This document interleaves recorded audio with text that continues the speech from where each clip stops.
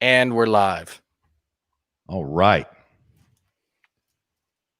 How you feeling? You ready to do this? Yep, let's do it, man. All right. Hell yes, dear listener. The HSP boys are back in the saddle once again for episode number 102. Thank you so much for saddling up with us. 2 separate continents, 2 separate countries, 2 separate adult beverages just to make it fair, and 2 separate cups of coffee. 2 separate fact shamings, 2 separate mansplainings, 2 separate trails to the same inevitable conclusion. 102, dear listener, not ostensibly a very cool number, but it's cool enough because this is episode number 102. 102 is a semi-perfect number. Q102, the old Dallas radio station, which is now defunct for a very long time, but what a great radio station it was. But none of this really matters right now, dear listener. And why is that? Because the trail grows longer each and every single week. And 102 means that we have 102 miles to ride on this trail right here, right now. So let's not tarry. Let's saddle up and ride into episode number 102, which is in the house presently. Find us on Facebook and Twitter at Zero Gravity Med. Send us feedback at zero-gravity-media.com. Subscribe to us on Apple Podcasts, Stitcher, SoundCloud, Podbean, and TuneIn, all 5 under Zero Gravity Media. Find us on YouTube. Look for Zero Gravity Media and our God tier, Zero G logo. Leave us some feedback using the contact form at our website, zero-gravity-media.com/contact. Each episode, Luke and I like to call out one city. And this city, the magic of this city is the city with the most HSP listens during the previous week. So without any further ado, the city with the most HSP listens during the previous week is, as always, Luke, right up here at the front of the posse with us, we've got College Station, Texas in the house. College Station, thank you so much for your enduring pride and support. Let's beat the hell out of Arkansas today and gig them. Way to throw down, College Station. Thank you so very much. And Luke, you know, these are old stale metrics. As a matter of fact, like I've been looking at these from past episodes, and we threw up a pretty impressive amount of past episode listens during the previous week, I must say. So College Station, you were at the top. There were many honorable mentions, so thank you so much for riding along with us, everybody. I've been making you false promises about getting our video content ported over to audio form, but we're going to do it right, I promise you. And so you're going to get podcast, dear listeners, you're going to get 3 coming out in rapid succession, very quickly, and I hope to have it done before the election. All right, Luke, what do you say, Podna? How you doing? Good, man. How you doing? I'm just trying to share the show right now, dear listener. I apologize for the frantic typing. Trying to share it out to the socials. Yeah, right now. So, yeah, we. Sorry about that. Sorry, just checking the stream. We good. So, all right. Yeah, dude. I'm feeling good, man. I'm excited about the show. Last show before the election, man. Yeah. This is like serious business right now. But what do you think about the election, dude? Let's just jump right into it. What are your thoughts? Well, first of all, happy Halloween to all dear listeners out there. It is Halloween, so thank you very Halloween. much. Yeah, Halloween in Germany has officially been canceled, by the way. Yeah, I heard about that, man. That sounds pretty serious, what's going on out there. So, all right, before we jump right into it, but I do have some thoughts. Are y'all full lockdown now? Is that where you're at? Full lockdown? Starting Monday, dude. I was super black pilled on Wednesday, Thursday. Just dude. I like really black pilled. I mean, it mainly has to do with my gym, man. It's like, you know, you lift weights enough, and you kind of get to a point where it's like you're feeling good, and you like. You just at a point where it's like you cannot wait to get to the gym every single day, you know? Mm-hmm. And like I finally hit that point this week, and after like a few months of lifting, which is about how long it takes before you really start craving lifting, you know? Right. And then the lockdown comes, and I think it's just complete bullshit, dude. It's like we've been on like we came out of lockdown here in Germany way before the United States. We came out of lockdown in June, July, something like there, right? Mm-hmm. They had already opened the gyms in June. By July, the restaurants, bars are open. Even before that, actually, I think the gyms were open like late May. And I remember it was like early June. I was already at the pub that I like to go to. once a week, once every other week. And like we've had zero problems, no problems. And then like 2 weeks before the election, you start hearing grumblings about, the corona numbers are up a little bit. And then like a week before the election, corona numbers are up a little bit. And then like Thursday, it's like, we need to go on lockdown. It's like, really? Yeah. People were like on Hauptstrasse, which is the main street. Like every city in Germany, like every large city in Germany has Hauptstrasse, which is German for Main Street. It's like, really, all summer long, people are not wearing masks. They're like bumping into each other. It's so crowded, shoulder to shoulder. We have no problems. And then 2 weeks before the election, it's like the Robert Koch Institute, which is like the German version of the CDC, comes out and they're like, the corona numbers are going up. We better do something about it. Yeah. I call bullshit. I mean, who can even verify those numbers as being accurate? I don't even know, dude. Like, they could just wake up one morning and be like, 15,000 new cases. We better lock down. It's just absolutely ridiculous, man. I was super triggered about that on, I don't remember. It was either Wednesday or Thursday, but like, dude, I am so over all of this bullshit with Corona. It's just, I at this point, I can't. Here's my little theory. All right. I could be wrong here, but here's my theory. In Germany specifically, what they are doing is they are setting up a contingency. They're setting up a situation in which, in the event that Biden wins, so what they said is they're going to lock down for 4 weeks, but in 2 weeks, they're going to meet and discuss if we should continue the lockdown in Germany. Okay.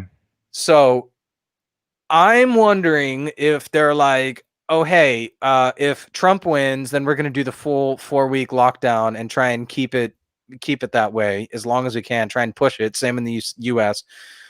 But we need an early out in the event that Biden wins. So that's our little 2-week mid journey mark where we can go, you know what? Robert Koch Institute decided that, there's less numbers now. So, we're going to go ahead and unlock early. I'm convinced, dude. I don't believe any one of these motherfuckers at this point, man. And I apologize to your listener for the language. I'm just so over this shit. Yeah, I am too. I know. Yeah. Well, you're not alone. Who else? France is locking down. There is talk that England is going to lock down starting Monday as well. There's supposed to be an announcement either this evening or on Monday. I can't remember what Bojo is going to do about that. Bojo. That's my favorite nickname for politicians, Bojo. Right. So, it's I don't doubt that numbers are going up a little bit. Okay. I personally know some people that have the Kung flu right now and are sick, right? Very sick. Yes. So I don't doubt it, but the question remains this: has anybody ever proven, despite the evidence to the contrary that suggests lockdowns did not work, has anybody ever proven that lockdowns did a damn thing to bring the numbers south? Now, you made an argument in a previous show that there was correlative evidence that when we locked down, cases dropped, right? That's true. It is absolutely correlated. But was it causal that the lockdown caused numbers to drop? We don't know. There's no time. And I know that evidence to be true. I mean, well, but here's the thing. Like, I can prove correlation on that. Okay. Like, I can prove correlation on the fact that, like, okay, the lockdowns happened on this day back in March. And after that, the numbers dropped. But who the fuck knows what the numbers are? Like, who knows how that's accurate? Yeah. Seriously, like, Robert Koch Institute could just be, the lockdown happened, so now we need to start decreasing. Like, literally, dude.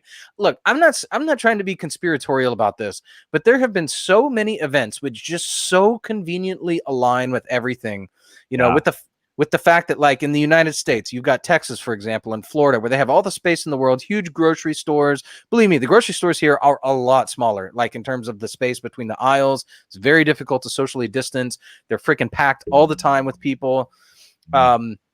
People taking public transportation all the time, walking next to each other, so on and so forth.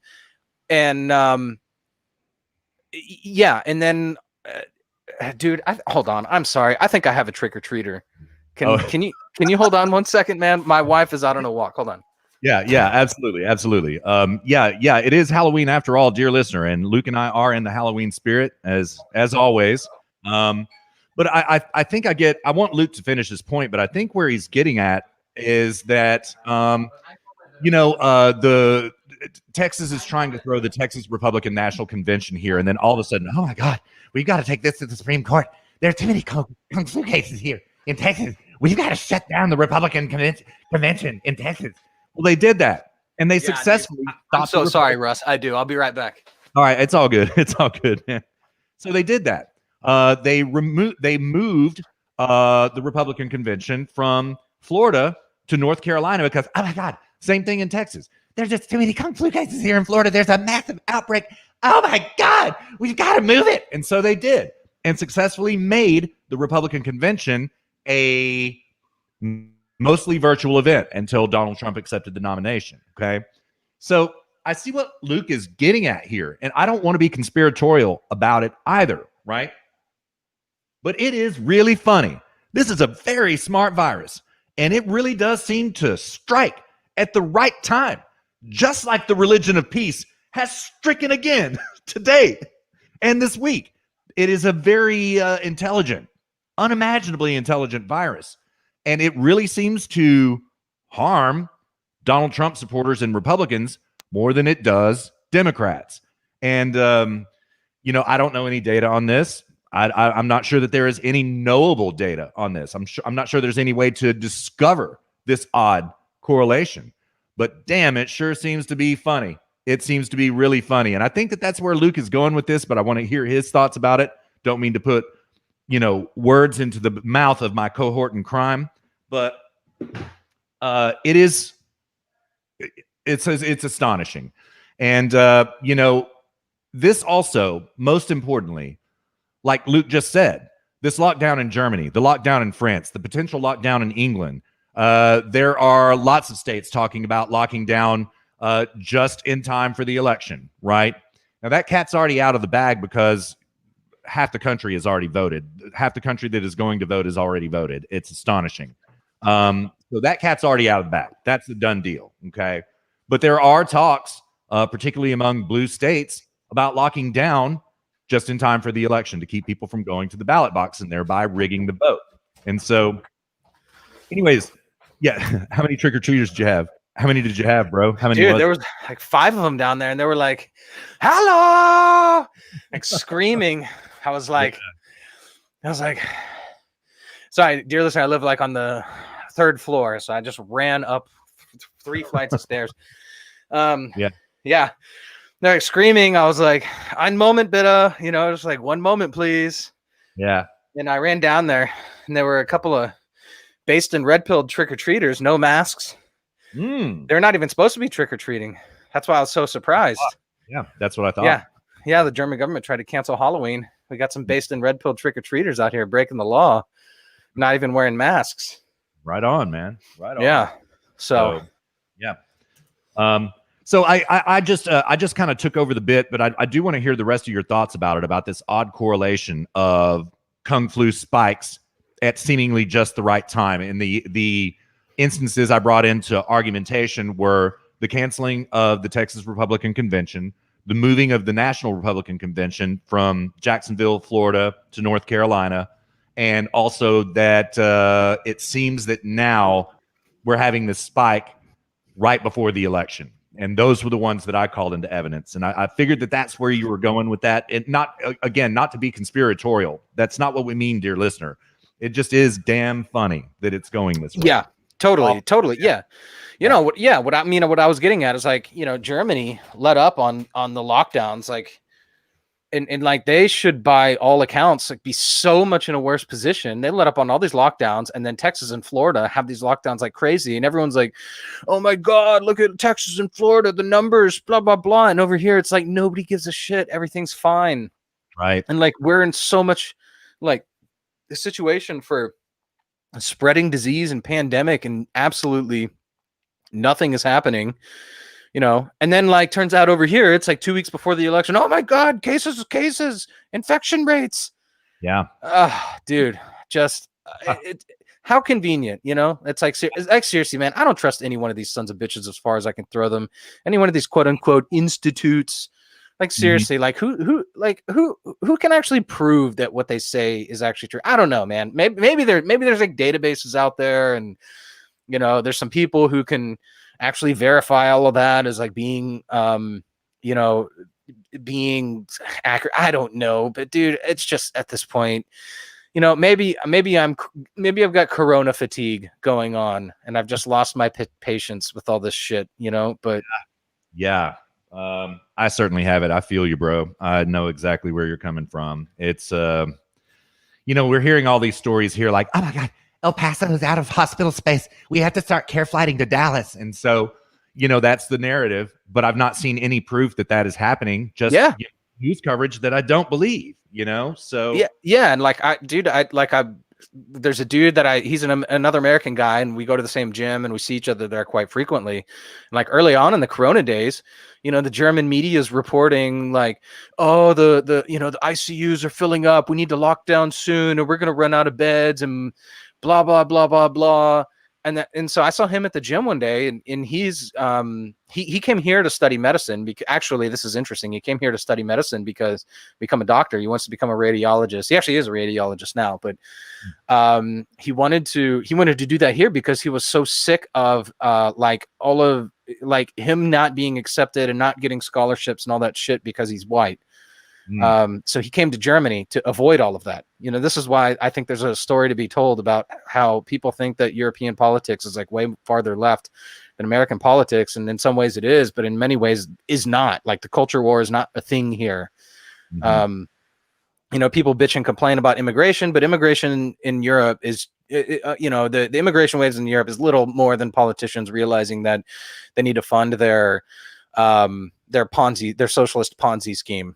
That, and they even say as much. I've seen quotes. It was actually really funny. I was helping Jessica with an assignment one time for her school, like a year ago, and the assignment was to translate something, and it was this German politician explicitly saying to his city, he was a mayor, saying to his city, how are we going to pay for the next generation's social programs if we don't have immigration? Like they just say it outright. It's just that's just what it is. You know, so here it's not like this deconstructive postmodernist understanding of race and you know, critical race theory and all this shit that's going on in the United States. Like Europe is much more, they're leftists, but they're pragmatic, practical leftists. You know what I mean? Yeah, dude. For better or for worse, but it is what it is. I forgot where I went off on a tangent. What was I talking about before that? You were talking about essentially you were at the point of talking about, oh my God, Texas is locking down. It's so bad. Florida's locking down. And y'all were a free people in Germany again there for a moment until just in time for the American election. So just in time. The American election's coming down. And you know, people need to understand, like, American politicians, they pull the strings of the world. You know, the United States, we fund all this shit. We fund UN, we fund NATO, we pay for everything. We fund the IMF. I mean, not entirely. Other people pay, but not like very much disproportionately so. And who knows how much other shit behind the scenes that we don't even know about. That we fund. United States, like the politicians in the United States who operate in the dark, and it's probably less politicians and people in black suits, will say to European politicians and other countries, jump, and they say how high, because we need to make sure our cuckbucks are coming in to our country from the United States. So like the idea that like United States it's like bullshit. Like I worked a sales job out of Belgium. Like I met with the governor of the National Bank, of Belgium, who at the time was Luc Koen, who is their version of Ben Bernanke. I have interviewed him in his office in Brussels, and I'm here to tell you that like I had to interview like CEOs of major politicians, high-level politicians, CEOs of major companies all throughout Europe. Like the United States is behind so much shit. It's insanity Like Yeah, we it is. basically sold our pitch was basically, oh hey, you can get this in front of your politician who will get this in front, who will get this in front of that person and this person and that person. Like I had to do this. It's almost it was like confessions of an economic hitman sort of thing almost, Right. I don't know if you've ever read that book, Russ, but I have not. I know very well though. So yeah, it was like this sort of shit almost. And I learned a lot during that time. I didn't realize how much later it would help me understand like geopolitical or provide me such a acute understanding of geopolitics. But yeah, dude, this shit happens, and so like yeah, of course, your American politicians can call somebody up over in Europe or more likely fly over and meet in person, and say, look, you guys need to lock. You need to get on board with this shit for the next couple weeks, couple months, while our election's going on. That's totally not outside the realm of possibility. Yeah, that's what I suspect. That's exactly what I suspect. And oh man, and they're getting away with it, just like the Bidens got away with it in China and Ukraine and Russia and Kazakhstan and too many others to name, just like that. Yeah, dude. Yeah. Man, I have to say though, like their job sounds pretty comfy. I mean, I'm sure it's stressful, but it's like jet setting around the world, meeting with foreign powers, and like all the money. Yeah, dude. You know what's funny to me? It's like Biden's like, oh, we're gonna get rid of fracking and blah blah blah, and I'm anti-oil and all this and that. In the elections. Meanwhile, Hunter Biden is setting up deals to fund. One of them was the largest LNG port in the world. Right. Like, it's like meanwhile they're making all their money, like investing in ports, making deals for ports all over the world, dude. It's like these people are. They have to have no spirit. You know what I mean? Like, yeah. Like there's like a material, you have like a material self, which is like your physical body, but then you have a spiritual self, which is like the non-material, which is the thoughts inside your head, your emotions, the things about which only you can know and experience, And it's like, they must have nothing going on there because they're so just rotted out from the inside. You know what I mean? I do, man. I do. Certainly no more compass whatsoever if they can equivocate this way. And the other thing I was thinking about, when as all of this stuff about Ukraine became clear a year and a half ago, now we're starting to find out that Russia was paying bribes to the Biden family as well. Well, yeah. What they're doing is working both sides of the Russia-Ukraine military conflict. It's disgusting, man. And virtue signaling about cleaning up corruption in Ukraine while taking money from Russia. Oh my God, dude. Oh my God. And like Hunter Biden in the email, he was like that, whatever was like 10-point email where he was like, the Russians are probably going to try to build a land bridge down to Crimea, which is going to be very problematic. We need to be careful around that. Like, meanwhile, he's accepting millions of dollars from the mayor of Moscow, dude. Like, man, yeah, dude, like it's comical. It is comical how brazen they are, man. Yeah. It's almost as if you would have to be smoking crack to do something like this. Yeah, totally. Yeah. Oh man. I heard somebody joke about that. I can't remember who it was. Maybe I read it in a tweet. Is he smoking crack or something? Yeah. Oh, dude. It's unbelievable, man. The audacity. You know what, you know what it is, Russ? It's the audacity of hope. That's what it is. Indeed. The audacity of hope that you don't get caught. That's what that book was all about. Indeed, sir. Indeed. Oh my God. So have you voted yet? No, I'm going to do it. I vote on election day, and I know that it's going to be a shit show, but I'm getting there at my polling place at 6:45. It opens at 7. And so I'm going to do it on the day of. And first of all, I just always vote on election day. It is really astonishing, dear listener. More votes in Texas have already been cast than were cast in the entire 2016 election. And these are only early votes, right? So it's going to be interesting to see what happens on election day. This will be massive. But he's still leading in early votes, right? They're trying to meme it that he's not, but yes, he is. +5. +5 Biden in Texas. Texas riding with Biden. Texas going blue. No, it's not. No, it's not. Dear listener, no, it's not. I see what I see around Texas. Bullshit. Yeah, it's not happening. Sorry, meme it all you want. It's just not happening. So, but no, I'm going to vote on election day, and I was talking with dearest listener. I do have another reason for that in this modern age with all of this ballot rigging that we're seeing going on, not the least of which was the Project Veritas expose this week, which was shocking, man. Just absolutely shocking. It's less time for them to fuck with my ballot, basically. You know what I mean? If I do it the day of, they don't have as much time to screw with it. You know what I mean? You send in your ballot 2 weeks early, they have a bunch of time to do things with your ballot, as we have learned directly from Project Veritas this week. So, damn. Did you see that, by the way? Did you see that? Yeah, I did. Yeah, I watched it. Dude, it sounds like this bitch swayed all of Bexar County. It sounds like she did. She swung the whole county. She got she ballot harvested and rigged 7,000 votes. Admitted to it, admitted it was a crime. And, I don't know, Ken Paxton, the Texas AG, and Greg Abbott are investigating. If she committed election fraud, she will be prosecuted. No, she admitted it. It's not an if. She admitted it. So, but she's out in the press as of this morning saying, "Oh, I was just BSing. I was just kidding." No, we saw it with our own 2 eyes, bitch. And you rigged an election.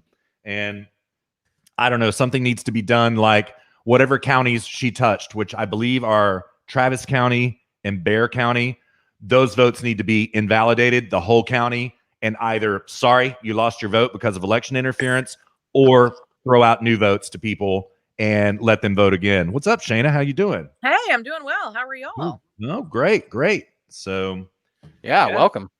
Yeah, welcome indeed. So, yeah, we were just talking about voter fraud and ballot harvesting and all this crap going on in Texas right now. Yeah, crazy stuff. Did you see the Project Veritas expose, Shayna? I did not. Okay, all right, we'll send it to you. It's something to see. Yeah, it dropped on two parts Tuesday and Wednesday of this past week. So something else. So, and it was in Texas. So, yeah.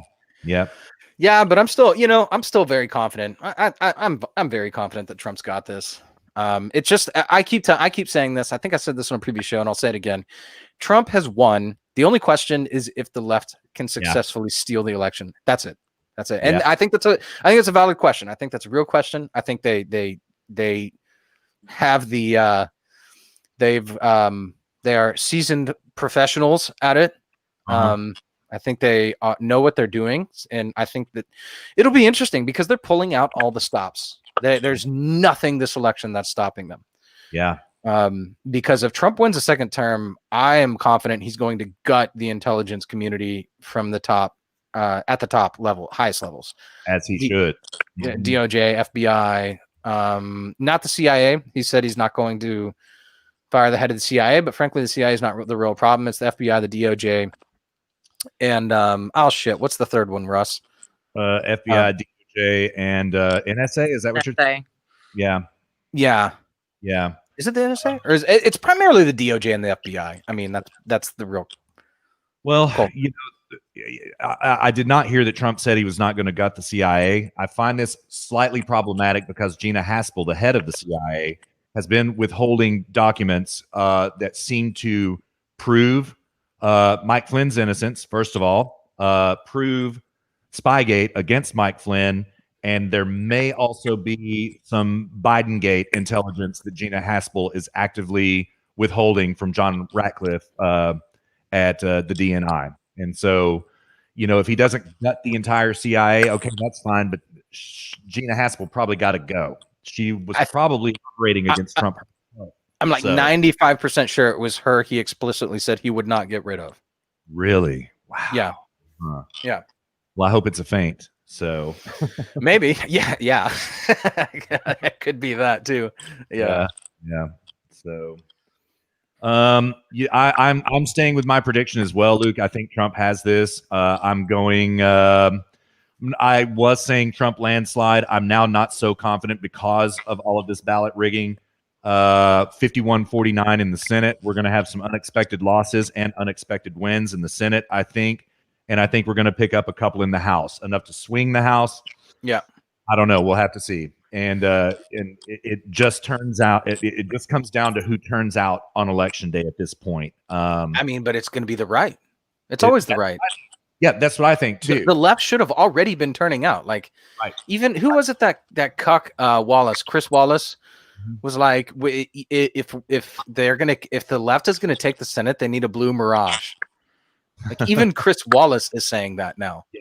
Yeah, and he's blue as it gets, man. So what does he mean by blue mirage? What do you mean by that? Well, or no, maybe he said blue wave, but he was saying like they need a wave at this point on election day. But we know they're not going to left. They've already all voted. Well, and I was watching. There was a Michael Moore interview also. Saw that. Yeah, did you see that? Michael Moore was highly concerned. I mean, fear and terror in his eyes, and he was the one. Yeah, it was fun to watch. But I mean, he was the one that called it in 2016 that there was no way that Hillary was going to win. That Hillary's fatal mistake was not securing, Wisconsin, Michigan, Pennsylvania, all those, blue collar states, and so it was nice to see the fear in his eyes, because I think he was like, do not, these polls are wrong. Do not let them fool you. We have got to turn out. It's bad. And so that felt really good. Well, the reason that he's scared is because if you remember when he did that, it was this whole bit where he was like, and when they vote Trump, it's going to feel good. It's punching the establishment in the face and it's going to feel good. But then after that, he was like, but a few months are going to go by, a year's going to go by, and they're going to realize that they were let down and stolen from and blah, blah, blah. Well, yeah, that kind of didn't happen. No, like not the case. Yeah, that's why he's so scared. Yeah, good point. Yes. I don't know. I'm hopefully optimistic, but I'm probably not as optimistic as you guys. And Luke, you and I've had these conversations where I'm like, make me feel better. I'm nervous. Make me feel better. And the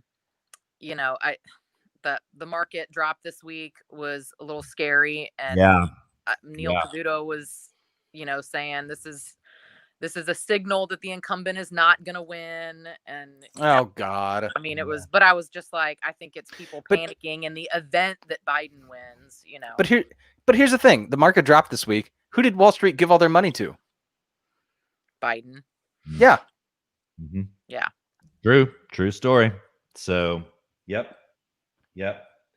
So. Well, betting odds swung in Trump's favor this week, so that's good. Oh, that's good. Yeah. It's not, like an economic indicator like the market is, but it did swing in his favor. I think Biden is still favored, but it definitely tightened. The market thing, Shana, it goes back to this thing that Luke and I have always said, starting about, 2 years ago, about this election right now. What they are going to do to try to win this election is number one, rig the vote, and number two, crash the economy. You know what I mean? And boy, yeah, with the Kung flu, dang, if that didn't really crash the economy, and then God, we called this in like December or January. Yeah, like we were doing a show on we were doing an HSP, and we were like, look for an economic crash in about June, July, because that is the last thing that they have left to go after Trump with is the economy. Yeah. They've tried everything else. Watch them try to tank the economy in June or July through some vector. And I remember listening to that, and I remember thinking, what are you talking about? Like, what could they possibly do to the economy? This thing it's screaming. And then, I mean, a pandemic did not even cross my mind, so. At that time, I didn't cross my mind either. Yeah. Yeah. But yeah, I think that was clearly something that, they played out to their fullest opportunistic way. Totally. Mm-hmm. Yeah, I still don't. Yeah, I mean, I still don't know if this was, straight up conspiracy where it's like, somebody phoned in a pandemic to China, or if it was China fucking around with something that got loose out of a lab and it was an accident, or if it was bat soup. I don't know. But the left sure has ran with this as far as they can. As far as they have just, it's like lap after lap. Okay, take the baton, keep running as far as they can take this. Yeah. Absolutely. The Minnesota rally last night, case in point, they tried to shut that rally down, and thank God freedom-loving American patriots said no. And thank God also the president said no. And it was absolute defiance of, essentially a shutdown order. So there will be fallout from that, I think. I want to see where this goes. But this isn't the end of that story, though. I don't think so. But I've heard that there was as many as 25,000 there that weren't allowed to enter the event. I saw video of the crowds. It didn't look like 25,000 to me, but it was a bunch. No fewer than 10,000. So, but they tried. Trump is picking up momentum from these rallies. There's no ifs, ands, or buts about it. He is, and so Minnesota decided to intervene. The thing that's really galling about it is that they let Black Lives Matter burn down Minnesota with impunity, but don't let people get together for a Trump rally where nothing ever happened. You know what I mean? These aren't super spreader events. No violence breaks out. So it was clearly a partisan move in the name of the lockdown, the Kung flu. You know what I mean? And didn't go so well for them, which I was glad to see. So I think it's comical that if Trump supporters can't go to a Trump rally for whatever reason, they just go to a Biden rally. It's like they're gonna go somewhere. Yeah. I mean, I heard Biden shut down a lot of rallies in Texas because there ended up being more Trump supporters at his rallies than Biden supporters. Are you serious? The whole operation just became counterintuitive. Yes, I had no idea about any of that. Yeah, they had a 7 or 10 stop bus trip planned. And what was happening is that by far more Trump supporters would show up than Biden supporters, and they would caravan along with them as if to be running them out of town in every stop that they made. And so, God, I love being from Texas. God. Yeah. Did you guys see there was a hearse following the Biden bus? And it was like, did you see that? I saw this on Twitter. But every day, everywhere they went, and it was. It was like the Stiff brothers, funeral home, and it was hysterical. I mean, I saw they set up like a casket with like Biden's picture on it, like next to his rally. Yeah. And they were causing the Biden bus. The Biden bus was trying to lose them, and so somebody followed behind the hearse and the Biden bus, filming them, and the Biden bus was running red lights and like running intersections to try to get away from the hearse. And the hearse just kept following him. Oh man. Oh yeah. You're gonna shut people down. This is what they're gonna do. Yeah. They're gonna get their kick somehow. Should have put like a Corona Chan statue on the top of it and following him around. Absolutely. Oh my God. I love being from Texas. And this is the other thing that makes me laugh so much is like the Trump rallies that are popping up in places like Beverly Hills. Those things are growing like by the week. They're just doing it like weekly. They're like, fuck it. If Trump ain't coming here, we're just doing our own rally. And now it's like each week it's growing and growing and growing. And these like rallies in Beverly Hills now are like huge. Yes. Just like carrying American flags and Trump. It's just hilarious to me. Like the whole country is like turning into a Trump rally. It's just hilarious. There was organized by just, a guy here in town, in our town, just a parade, a car parade that was going to go through the middle of town and like right down Texas Avenue. And it was 1,000 cars strong. Oh my God. The first go around. Oh, And wow. it was so popular that he did it again about 30 days later. He organized a second one, and that one was even bigger. And our local media was filming this and putting it on their website. And one of our news anchors was like, I've been doing media for 40 years and I've never seen anything like this. Yeah. And I mean, I'm talking about there were big Jeeps, there were military vehicles, there were like luxury vehicles, there were sports cars, there was like old jalopies. I mean, there was a cross section of society, and there were flags. And I mean, people are still driving around town with flags hooked up to their trunks. Yeah. I mean, Didn't I you say pulled up to a stop sign, and this guy had 4 Trump flags attached to his back bumper.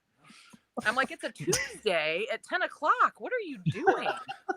Didn't you say that it had to get moved to Highway 6? It started on Highway 6. It started okay. on Highway 6 and got on. And then, I mean, they hired police. Like, they had enough support, and someone hired the police to block off traffic. And it drove all the way down Texas Avenue into Bryan. Wow. Wow. That is insane. Oh, my God. 1,000 plus cars. I mean, love it. That's 2,000 plus people. I mean, Yeah. some of these cars were full of 6 people waving flags. For sure. Yeah. So. God, that is so wild. I love it. I love it. I love like the Trump enthusiasm, like the boats, like driving around in Florida, like under the bridge, like hundreds of boats. Yeah. Yeah. Oh, I just love it. Yeah. Yeah. That's that seeing that enthusiasm and the fact that that's never happened before. And the early voting turnout like this has never happened before. Yeah. That's kind of something that I'm like, that you can't ignore that. So as nervous as I get, all I've got to do is think about that. And I don't know. I'm glad you mentioned that, Shayna, because that's what I wanted to ask you about. Like, you've mentioned it twice now that you were a little bit nervous, and I'm nervous too. Don't get me wrong, but what specifically are you nervous about? Is it the stuff that Luke and I talked about, like election rigging, or that is a concern? But you have to promise, if I tell you I am nervous, that you're not going to laugh and make fun of me and hold it against me in the future. Okay, I promise. Is like, I need your right hands like held to the air, that you're not gonna like, I hold my right it's hand. because I read Nate Silver, and I know I shouldn't. I know I should not read Nate Silver. I know. I should not have sworn. I should have sworn. I lifted my left hand, so I'm safe.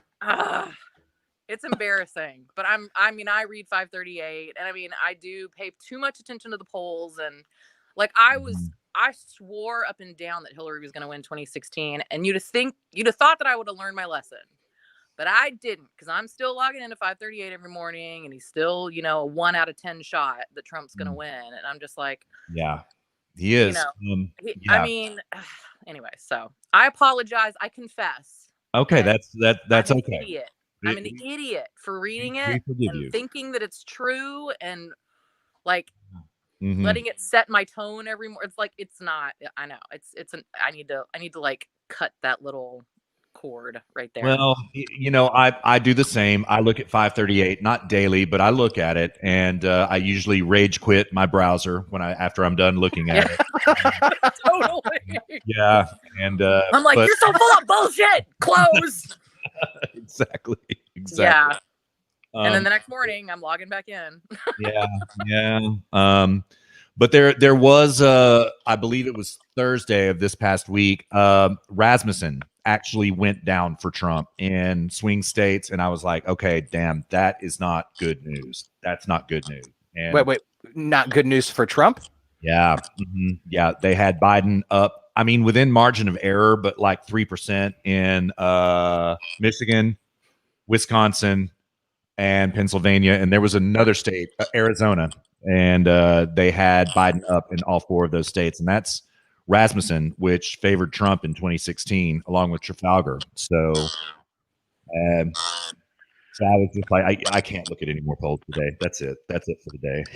It's frustrating, and it's like you can't like not look at it, and it's hard when it's so many of them that are down by where he's down by so far. It's just like, how can this not have like a shred of accuracy to it. It's hard to like believe that, Right. you know.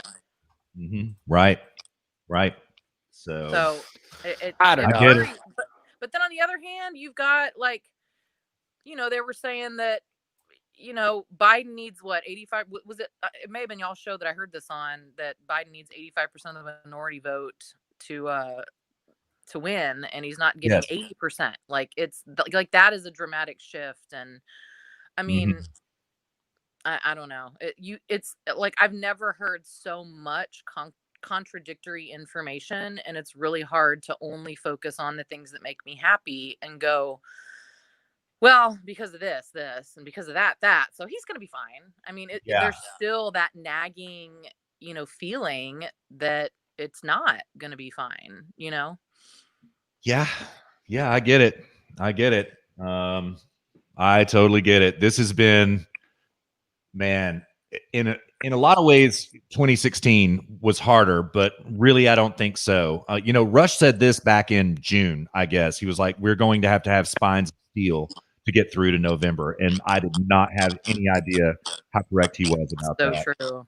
Yeah, he was. See, 2016 though, I think was easier for me because I had just given up. I was just like, it's over. This is not going to happen. I mean, as much as I want it to, and I will admit, I was not as devout of a Trump supporter back in 2016. Like, I really didn't fully make the choice to vote for Trump until I got into the election line.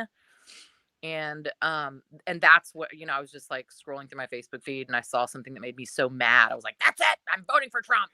Actually, I remember that day when you were scrolling through your Facebook feed. You called me. Yeah. Because like before then you were like pretty anti-Trump. You were a cruise missile. I was a cruise missile, total cruise missile. And I mean, I was so anti-Trump at that point. I was anti-Hillary. Do not get me wrong. I was not going to vote for her. I was either going to leave it blank or I was going to write in. There was a write-in candidate that was getting some fervor. I don't remember who that was, but anyways, I was like, I'm not doing it. I'm just not doing it. Yeah. Huh? Yeah. Was it Bobby Jindal from Louisiana? No. I feel like it was somebody that started with an M. Their last name started with an M. Oh yeah, that rings. Gosh, it feels like ancient history. It wasn't a Republican. It was like Right. it was a third party candidate, and I just cannot remember who it was. But was it the Libertarian candidate? Maybe it was a Libertarian candidate. Oh, who was that? The guy that. It was the shit. I can't believe I'm not remembering it for this right now, but it was the one where they go, "What are your thoughts on Aleppo?" And he goes, "What is Aleppo?" I was like, that guy's got my vote. Gary Johnson. That's who it was. Yeah, Gary Johnson. Yeah. So, anyways, no, it wasn't Gary Johnson. It was because I thought he was an idiot too. It was who was it? I can't remember. He was a conservative. Like he was a true conservative. Oh. And would he give? No. I'm thinking of a socialist candidate. It wasn't. That's not the one I'm thinking of. It's one of those things we'll think of it later. Yeah, I'm looking at him right now. The 2016 candidates were. Here we go. It was. All right, so it was Trump, Pence, of course. Schulfer Hill and Tim Kaine. I mean, where the hell is Tim Kaine even gone? Right. Gary Johnson and Bill Weld. Jill Stein and Ajamu Baraka. Daryl Castle and Scott Bradley. Evan McMullen. That's probably who it was. I think Evan McMullen, that sounds right. Yeah. They were independent. Him and Mindy Flynn. Yeah. That sounds right. Because I know his last name started with an M, and I thought his first name was like Andrew or something. So Evan probably sounds right. Yeah, Evan McMullen. He's the chief policy director for the House Republican Conference. That's right. Okay. So that's probably who it was. Yeah. So anyways, I was going to write him in. I was like, or I was going to vote for that. And I was, like, I'm not doing this. I'm not doing this big government candidate again. Whether, I mean, y'all's visual of a blob middle is right on point. And I was like, I'm not doing it. I'm just, if Hillary's going to win, then I'm just forget it. But anyways, I was scrolling through my Facebook feed while I was waiting in line at the polls, and I saw this video of Bryan Cranston, like when he, how all the actors were coming out and really being just so insulting to everybody. And it was this video of him just like, Donald Trump is just so Shakespearean in his, drama and blah, blah. And I was just like, you asshole. And I was like, that's it. Bryan Cranston is the reason Trump got elected. I'm just saying. Yes, and you were in line to vote when you saw that. Yes, and it made me so mad. I what did you say? I anger closed my browser. Rage closed my browser, and I was like, Trump's getting my vote. That's it. I'm sick of these, Hollywood assholes treating us like garbage for. Yeah. So, anyways, it was Bryan Cranston's fault. I'm just saying. So thank you, Bryan Cranston. Yes. And I mean, even after the election, he even came out and he's like, "This was our fault." Yeah, I was like, it was. He It was did. your fault, bro. I love the phases that the left goes through. Like when the DNC, the Democrat National Convention, came around, and they opened up with like some people dancing or something. I never actually saw the video, but like when it came on YouTube, like the highest rated YouTube comment was somebody going, "We're gonna lose, aren't we?" Remember that? Yeah. It's like them dancing like idiots to open the Democrat National Convention, and the highest ranked comment was, "We're gonna lose, aren't we?"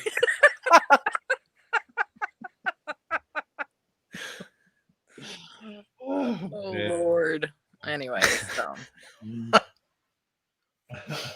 Oh, I love it. Yeah, my voting experience was not a good experience this year. I was. Oh, you already voted? Okay. Yeah, I early voted. Did I tell you about this, Luke? I'm not sure. You told me you got mask shamed. I did get mask shamed. I was waiting in line outside. We were outside. Outside, you guys. Yeah. And everybody was 6 feet apart. Everything was fine. By state law, you're not required to wear a mask into voting anyways. It is a state law to force you to wear a mask. Mm-hmm. So I had my mask on, but it was like looped over my ear and just kind of hanging here. And this total Karen in front of me was like, she like leans back into my space and she's like, everybody in this line has their mask on except you. And I'm like, well, I mean, that guy doesn't, clearly. And I was like, don't worry about it. I'm just going to breathe like this way so that you don't get it, And she was like, well, I'm going to take your picture and put you on the internet and make you internet famous because I asked nicely. Oh my God. Did you though? Or did you just purposefully try to shame? Anyways, I was like, okay, well, go ahead. So she did. I saw her like do the little click thing. And then the guy behind me. So anyways, I started giving this lady a lot of like, I was 10 feet away from her. Mm-hmm. Mm-hmm. And I'm not going to say what I was about to say because it's really hilarious, but it's inappropriate. So the guy behind me was kind of like pushing up against me. Like he was definitely within 6 feet. He was within 2 feet. And he was mad that I wasn't like going fast enough or far. And I'm like, the line is what it is. It's the line. And you're not going to get to the, voting booth any faster if I get 5 feet away from this Karen in front of me. But he was like, I'm playing like, my phone game or whatever. And he's like, are you in line? And I'm like, yeah, I've been in line for 30 minutes, just like you. Of course I'm in line. And I was like, I'm giving that lady space. She's clearly terrified of getting COVID. So he was like, well, I'm just trying to get in the shade. And I was like, then get in the shade. It was just, it was not a good experience. It was not, there was no love there. It was just an irritating, 45 minutes. And my kids were in the car and they were watching all this go down. And they're like, what did that Karen in front of you just say to you? Did they say that? Oh, yeah. They're like, what a Karen. That's hilarious. And then one of them goes, wait, that was a woman? I mean, it was that kind of a voter. Yeah. Well, there you go. I mean, these are clearly Democrat voters, and early voters tend to be Democrats, so that tracks with our experience. So I'm sorry, Shannon. Damn, that sucks. That sucks. I was like, why don't you take your Magellan fishing jersey and go somewhere else? Yeah. Yeah.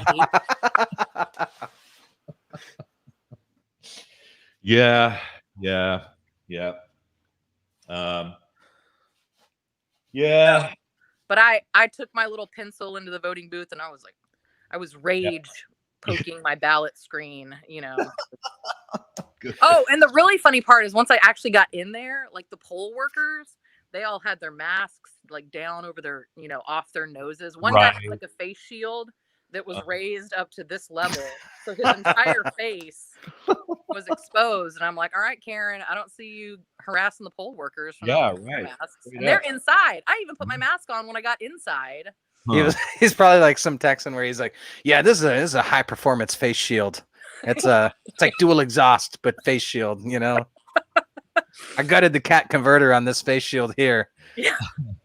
Even though the entire shield is off my face, it's still working. Yeah. But that guy, like, I have been voting in these elections in the same voting precinct since I was 18. And that guy is at the polls every single election. He is like, good man. He is, a great guy. Super nice. You wanted to, like, you had some like good news or like good information about somebody that who works somehow with the ballot office or something about. I'd expressed concern to my local like county office about voter fraud and, if that's something that's a possibility here. And this person explained to me a little bit about the collection of ballot, like the process here locally, that really made me feel a lot better. It was just, you have to show an ID, it has to be you with your ballot or you with your spouse's ballot and your spouse's driver's license. Like if your spouse doesn't want to take the ballot in, you still have to have their driver's license. And there's a lot of protections in place, it seemed to be. So basically when there were people, because this same person also had told you that they've never seen it before because somebody from the Democrat Party will come by and pick up like 500 ballots at a time.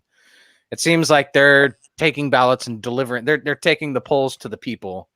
Yes.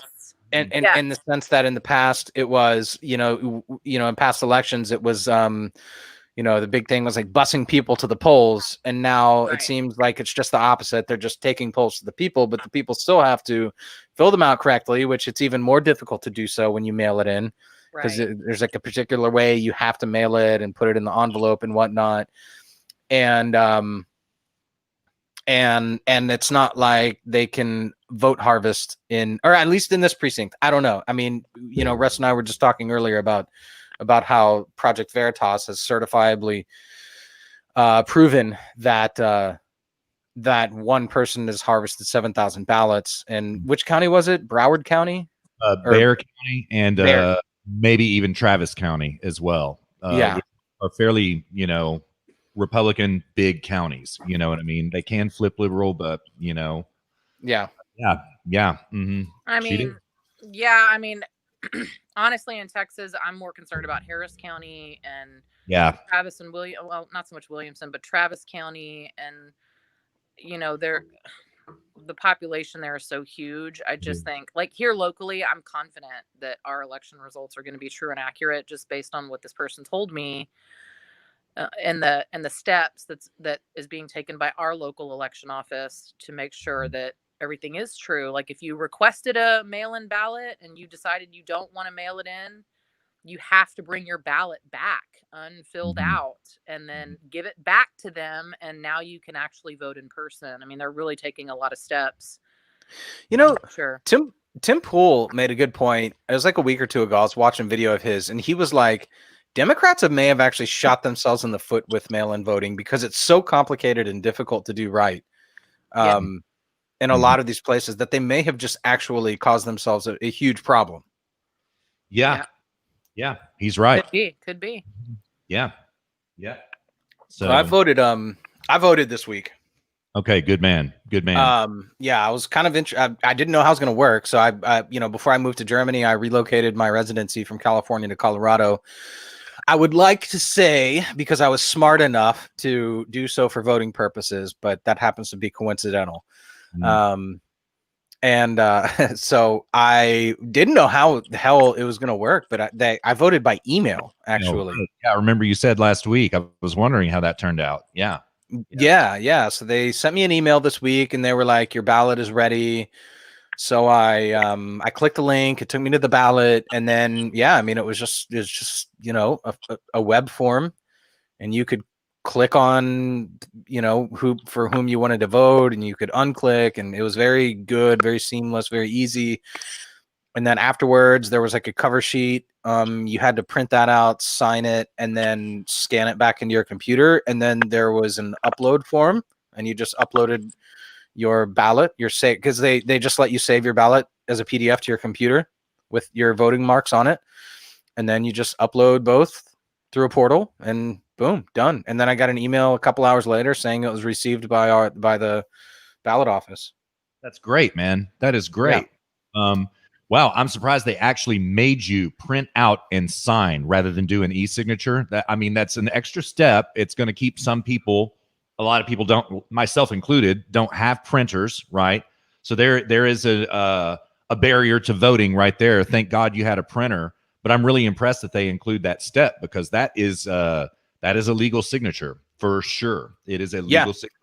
Yeah, you had one of two options. You could print your ballot out, and you could print the cover sheet out and sign the cover sheet, or and then mail it, or you could just save the ballot as a PDF and then print the cover sheet and sign it and scan it and then submit it electronically. So you could either print both, sign one, mail it, or print one, sign it, scan it, and then submit them both electronically. But you had to print something, you had to sign it, and you had to date it.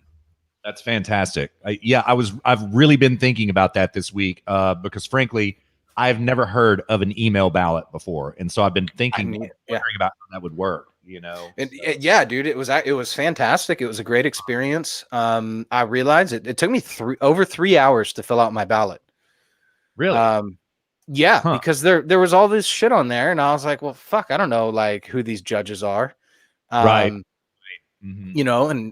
judges is like, do you want to should they stay in office or not? And there were all these amendments on there, and I didn't look any of that up in advance. I don't even know what the hell's on my ballot, so like I was researching for like 2 hours, and then it suddenly hit me. I was like, wow. I was like, this is so much better of an experience than being in a booth, because like I actually have time to go through and inform myself about every single thing on this ballot and make an informed decision. And I kind of had a little bit of a change of heart this week where I was like, actually maybe electronic ballots, if we could do it securely, and it's the crux of the question, if we could. And I don't know that we can. I'm not, a cybersecurity expert. I've watched one cybersecurity expert interview in which he said there's almost no way to do an electronic vote securely, like en masse. It's almost impossible. But I mean, if we could do it, like I think we would have a much more informed voter populace, because everyone gets so caught up on Trump or Biden. Who is it I'm going to vote for? And then they get in there and they're like, oh fuck, what's Amendment C? I think I saw that on a billboard one time and it said vote no. You know what I mean? Like, you can't take the time you can't stand in the voter booth for 3 hours looking stuff up on your phone. Right. So, yeah, and like this one in particular, was insane. It took me almost an hour to figure out what the hell this one amendment was about. And it's actually, you'll like this, Russ. This is hilarious. So it was this amendment where in 1982, Colorado passed this law where they're trying to like stick it to these pesky, non-resident property owners, like rich people buying a vacation home in Colorado. You know how they get all like high and mighty about we're locals and look at these rich people from Texas buying a house here, and they get all butthurt about it. Yeah, at that point in time it was anti-Texas, I promise you. Yeah. I mean, it's not anti-Texas now. People kind of know what, they don't want to bite the hand that feeds them, but there's still definitely that. There's still definitely that in the air, that's for sure. And also like oil and gas companies owning land there and all this and that. And I'm getting some sort of a noise in the background. Shannon, is that you? Like, are you somebody? Oh, it went away, whatever it was. Yeah, whatever that was. Now it's back. I only hear it when y'all talk. Test 1 2 3. Okay, I tell you maybe what. it's I'm on my Maybe phone. it's me. It's about to die, so I'm gonna get off of this device and get on a different device. So Okay. I'll be Okay, back in a second. All Okay, right. sounds good. Yeah. Yeah, I'm not hearing it anymore. I think that was Shayna's device. I think it was, yeah. Mm-hmm. Yeah. But anyways, dude, you'll love this. So back in 1982, they were trying to stick it to the man, stick it to these non-residential, property owners and oil and gas companies. And so they passed this law, which was that if you're a non-resident property owner, so in other words, if you're not a resident of Colorado, but you own property and therefore pay property taxes in Colorado, you have to pay 29% property tax rate. Dang. Wow. Huh. And not only that, okay, so the non-residents have to pay 29%, the residents have to pay 21%, okay? But the non-residents have to pay 55% of the total property tax bill for the year. And the residents have to pay 45%. Now, obviously, as there's people coming and going, both residents and non-residents, they've got to figure out a way to adjust and make that work. So the moving target there, the moving number is that every 2 years, the resident property tax rate gets reassessed to accommodate that 45-55% split. Okay. Yep. Well, Yeah.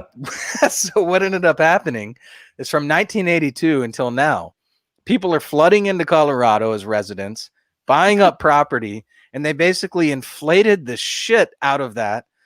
And so the property tax rate for residents has dropped from 21% to now 7.5%. Wow. Uh-huh. Uh-huh. Now, non-resident property owners still pay 29%. They still pay 55%. Mm-hmm. But resident property owners only pay 7.5 now at this point. Uh-huh. Uh-huh. And so now the left there is going, oh, fuck, repeal, freeze the rates. So this amendment was on the ballot. This amendment was on the ballot to repeal, or it was called an amendment, but it was to repeal that amendment to the state constitution, so that then they could go in and freeze the rates, because the property tax rates are expected to again just continue to decrease every 2 years. Man, oh man. But it took me like an hour of reading, because at first I was like, oh yeah, that's fucked up, like 29%, and like now the state legislature can vote on it, and 55-45, I don't like that.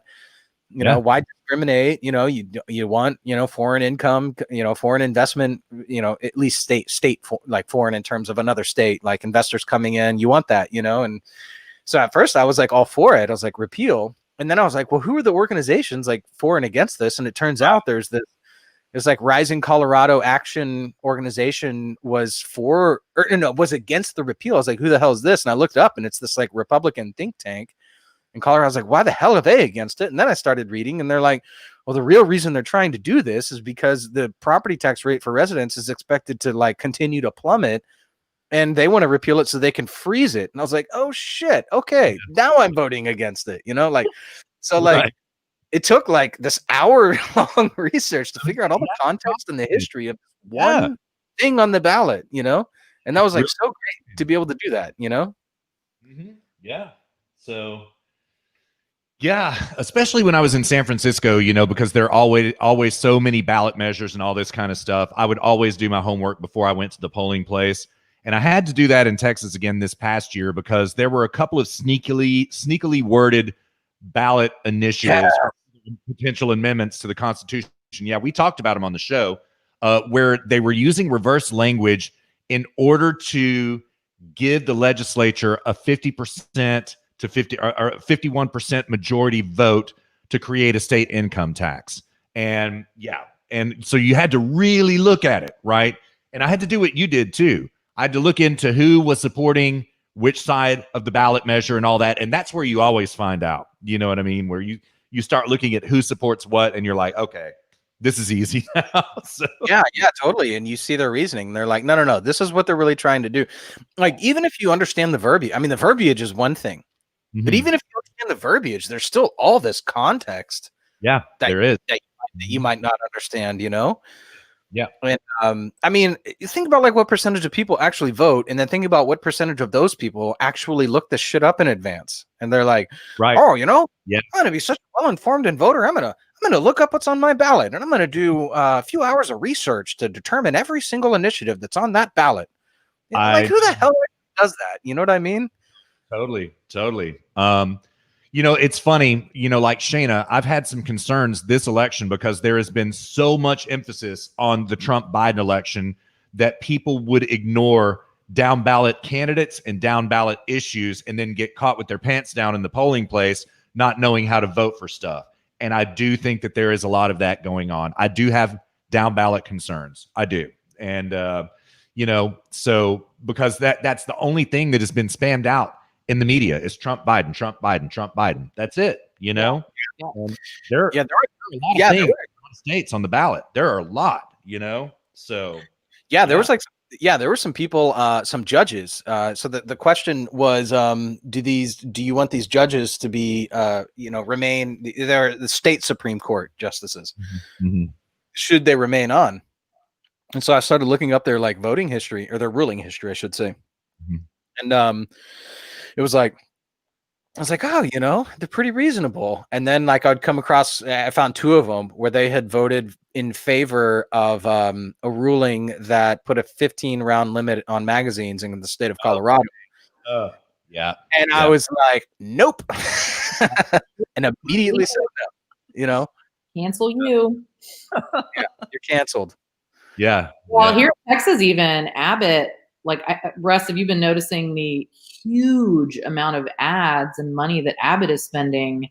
I have. To promote the Republican judges. What is it, Hecht, and a bunch of other. I've looked them up. I can't remember right offhand, but I know them well enough that I'll recognize. Yeah. On the ballots. Yeah.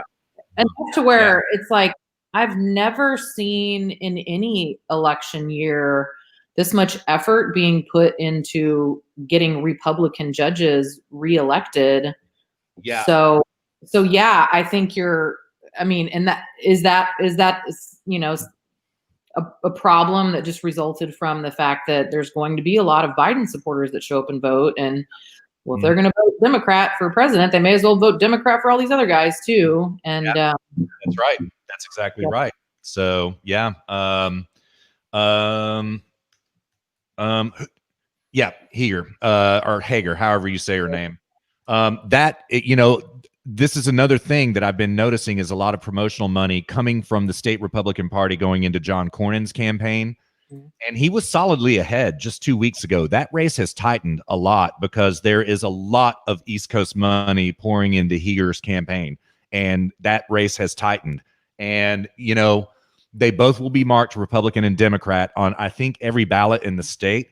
And so I think for the most part, everybody's going to vote straight ticket. But in Texas this year, Greg Abbott signed an executive order not into law, but an executive order back it was during the lockdown, like maybe in June, that the straight ticket option is taken off the ballot, right? So you have to go all the way down the ballot. You have to vote for every single option, right?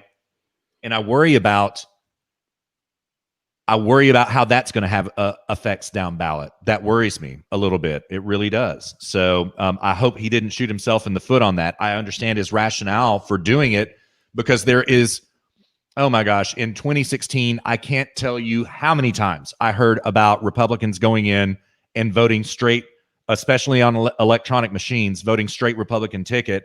And when they went and reviewed their vote, it was straight Democrat ticket, and they can't change it at that point. So a Republican voter just voted state Democrat ticket. I think that this is why Greg Abbott signed that executive order to try to rein that kind of, electioneering into control.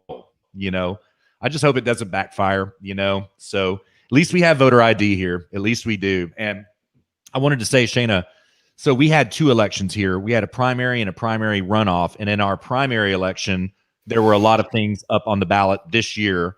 That was in 2018. Amendment propositions and things like this, right? They were, at my polling place, very ardent about checking your ID. When I went to the Republican primary, they had whether or not you don't register by party here in Texas, right? But whether or not you could legitimately vote in the Republican runoff, they had it mapped according to your driver's license. If you voted in the Republican primary, then in the runoff, if you had, for example, it was foolproof that if you had voted in the Democrat primary and were trying to come election rig the primary runoff for the Republican Party, that was not going to happen. And it was tied to ID. And I physically, with my own eyes, saw Democrats at my polling place trying to come vote in the Republican runoff and got chased out. They were like, sorry, can't vote. Sorry about that. Yep.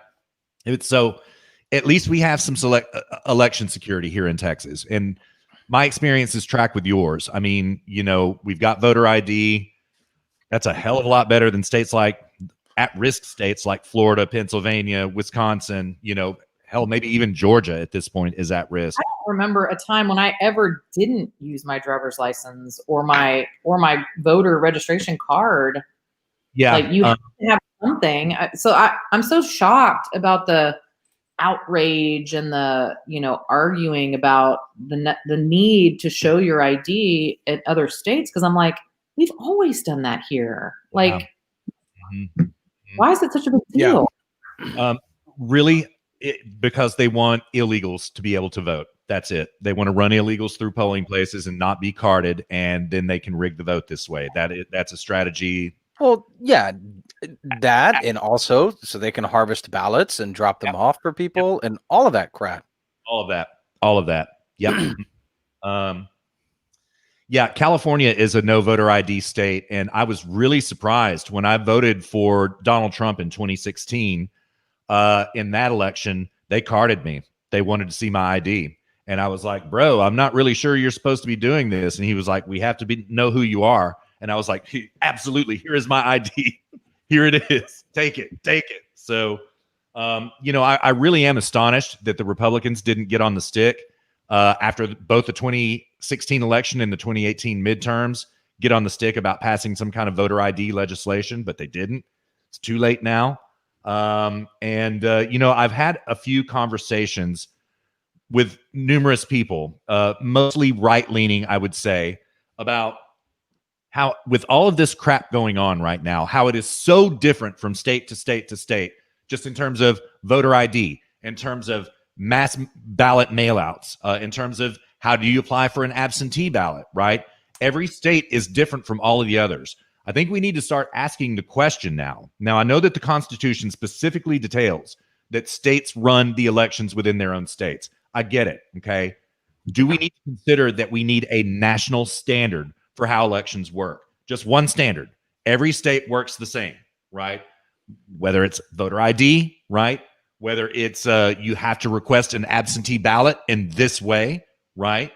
I wonder if constitutional amendments or laws don't need to be passed to this effect because, well, I mean, I don't know. I might disagree with you on that a little bit because our elections are run at the local level. They are. So, like, how can you have? I mean, this is like crossing that line. I wonder just if it's crossing the line between federal getting into our local elections, and you can't have one without the other. If there's going to be a national standard across the board, that has to apply to local elections too. And you need to let the states run their own elections. I mean, so.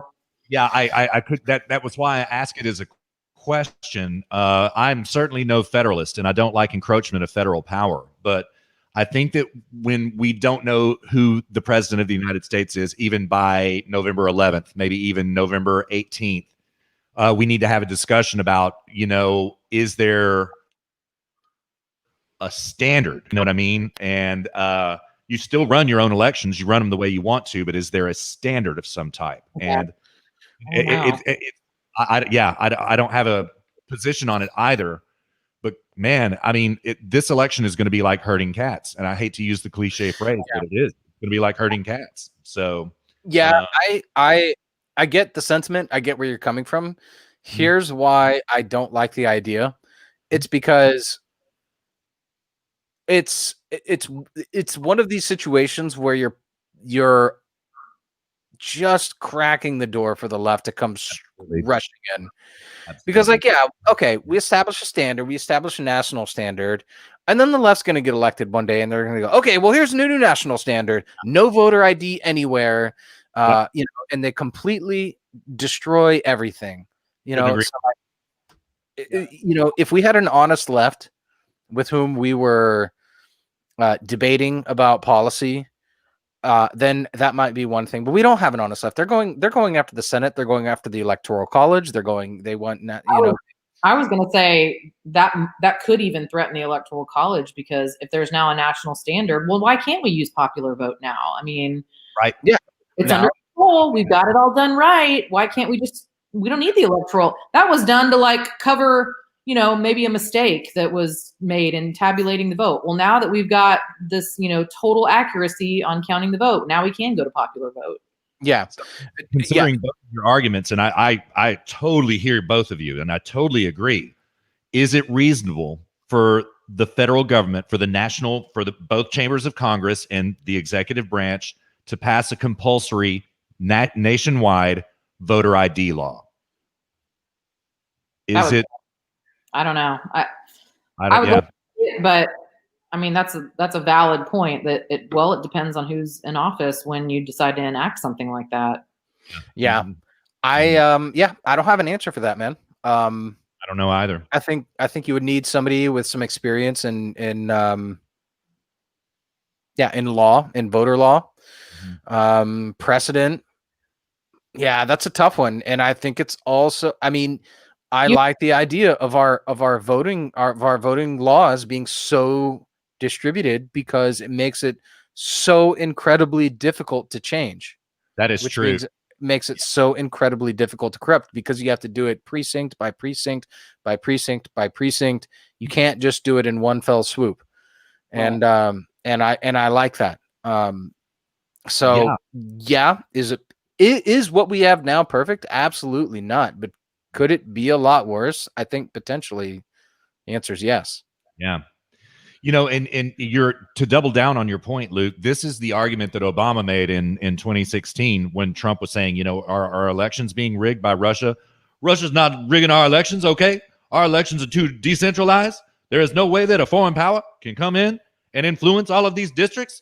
And he's quite right in that point. But then, of course, he turned around and spoke out of the other side of his mouth and argued for election rigging 1 month later. But he did make that point in 2016 that it would be impossible to do because of the decentralized nature of it. And I think that's probably correct. You're right. It has to be done location by, well, like what this gal from the Project Veritas did. What's her last name is Ramirez. I can't remember, like Rona Ramirez. I can't remember her name at this moment.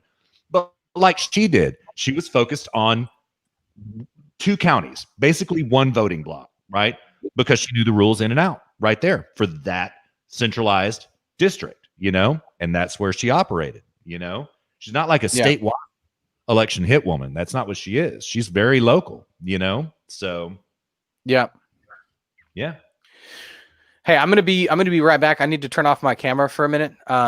Jessica just got back from her walk. So I need to talk to her for a second. I'm gonna leave y'all here. Well, we do this. You want to do audio break real quick? You want to do that? Well, I was gonna before I said I was gonna do that, I was gonna say, if you want, we could either do an audio break or we could power through for another 15-20 minutes and then call it, because we're almost at an hour and a half already. Yeah, we are.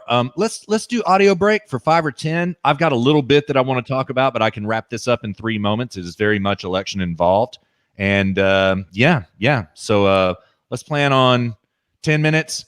Come back in. Blast for 10, 15, and out. How do you feel about that? That's perfect, dude. That's perfect, because we still have to watch Charlie Brown Halloween. Oh, that's right. That's right, man. And Jessica's she goes to bed early. It's 9:30 here, so I gotta be out soon. So it is so nice that we're only 6 hours apart for this one day, you know, because we flip tomorrow with time zones, dear listener. Luke flipped last weekend, so that brings us an hour closer. It is a wonderful luxury. Indeed. Helps. Yeah, it helps a lot. So, okay, and I think we have a topic request. Oh yeah. Oh no, we have John Nelson just commented, Leonard Peikoff telling Yarnberg off. John, while we're on audio break, would you mind clarifying what you mean by that? We have audio break audio. But if you want us to talk about that, we can. I know about that. I don't think Shayna or Russ follows objectivist. Yeah, unfortunately, I don't know about that, but I'd love to hear it. Yeah, I would love to. Oh yeah, dude, I'll tell you all about it. Yeah, all right. What's up, Shayna? I said it's on my list to start doing that, but To do what? So following objectivist, podcasts and all the content. Well, they don't. They have some. They have some interesting social circles. It's really funny. Like you have some people like us who I don't even call myself an objectivist at this point. I mean, I've read all Iran stuff and I know it all forwards and backwards, but we'll get into it after the audio break. How about that? That's a good teaser. All right. Sounds good. Shayna, you going to come back after the audio break? I'm back. All right. Very good. All right. Dear listener, thank you so much for riding along this about 3/4 of the way of this 102-mile trail. Luke and I are so glad that you're here, and we're so grateful that Shayna came and joined us today. Maybe we can get a couple of guests on the show today or sometime in the future. Anyways, Luke and I have decided, after much turmoil with all the stuff that has gone on in audio this week, we are going to be playing the Tucker Carlson interview with Tony Bobulinski from Tuesday night of this past week. In my opinion, it was the most important thing that happens, not because of the text itself. We already knew the text, but the context, okay? So, dear listener, listen to Tucker and Bobulinski talk about context in this interview. We are so glad you're here with us, and Luke and I will be back at you before you know it. By the way, before we play, Shane and Russ, you can click on your avatar or your video feeds down in the bottom left and turn your camera and your mic off. Got it. Thank you, sir. All right, here we go. Candidates in the past he's given exclusively to Democrats. Nor is he seeking money now from this story. This is not a shakedown of the Bidens or of anyone else. Bobulinski is already rich, significantly rich. He is a significant figure in American finance. And that's exactly why the Biden family sought him out in the first place. They had no idea how to structure the deals they hoped to cash in on, so they enlisted Tony Bobulinski to do it for them, to do the math. Now they're attacking him as an agent of Russian disinformation. And that's why Bobulinski is appearing on this show. It is an effort to clear his family's name of that slur. He had no choice. The rest of the national media have suppressed his story. Reporters have intentionally ignored, and in many cases dishonestly distorted scores of documents proving that Bobulinski's account is true. Never in American history have more power centers in this country aligned to kill a legitimate news story in the days before an election. That's what's happening right now. If you're looking for a real threat to our democracy, an actual threat, you're watching it unfold. We're seeing it firsthand. Last night, we experienced an extraordinary attempt to interfere with our reporting on the Biden family. We'll bring you details on that soon. But for now, here is Tony Bobulinski's story. We recorded this interview with him a few hours ago in a hotel in Los Angeles. So, Tony, your connection to this deal came through James Gilliar, who's an English businessman who you, correct me if I'm wrong, you had met while doing business in various different countries. You talked about doing deals. Then on Christmas Eve 2015, he sent you the following text, which explained the deal with China that he wanted you to become part of. And I just want to read the first sentence of this. There will be a deal between one of the most prominent families from the U.S. and them constructed by me. Yes, that's correct. Tell me what he was saying. So James Gilliar was referencing something that he had been working on throughout 2015 with Rob Walker and a Chinese company called CEFC. And he had been traveling around the world developing that deal. And that text was just the culmination of him making me aware that the deal was moving forward. So he doesn't say, I want to do a deal with you and me and Hunter Biden, or even you, me, Hunter Biden, and Jim Biden. He said, between one of the most prominent families from the United States. He's talking about the Biden family. Yes, that's correct. It was never about Hunter Biden or Jim Biden. It was about the family name, the Biden legacy. At this point, Joe Biden was the sitting vice president of the United States. Yes, that's correct. Okay, so I want to fast forward to 2017, early May 2017. And at this point, you've agreed to become part of this deal.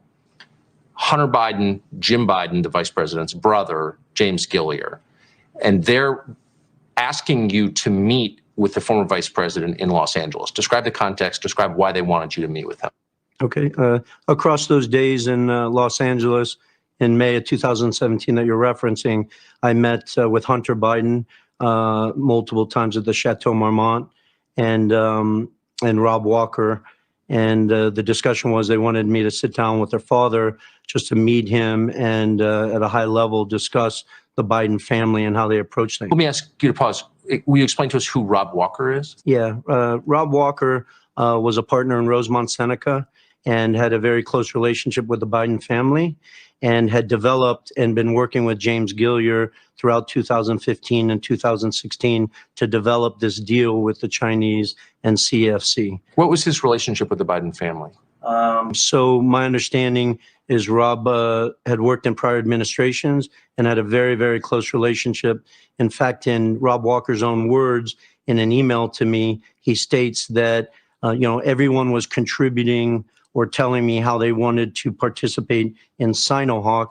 And in an email, he basically states in his own words to me, I want to continue acting as a proxy for Hunter Biden, Jim Biden, and the Bidens around the world.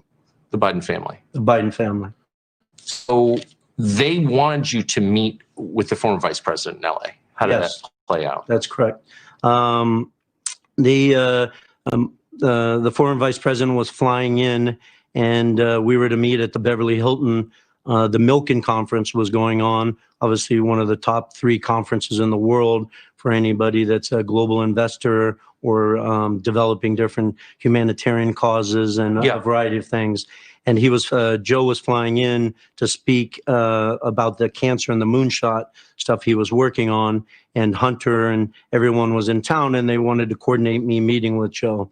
And so it was set up for the night of May 2nd at the Beverly Hilton. I first met with Hunter Biden and Jim Biden, and just had a light discussion where they briefed me that, listen, my dad's on the way, and we won't go into too much detail on the business front, but we'll just spend time talking at a high level about you, your background, the Biden family, and then he's got to get some rest because he's speaking as at the conference in the morning. So this was at night. The vice president, just flown across the country. He's an older man. He's got work to do. Correct. But they carved out a piece of his schedule for you to meet with him. Why would they do that? Because they were sort of wining and dining me and presenting the strength of the Biden family to get me more engaged and want to take on the CEO role and develop Sinohawk both in the United States and around the world in partnership with CEFC.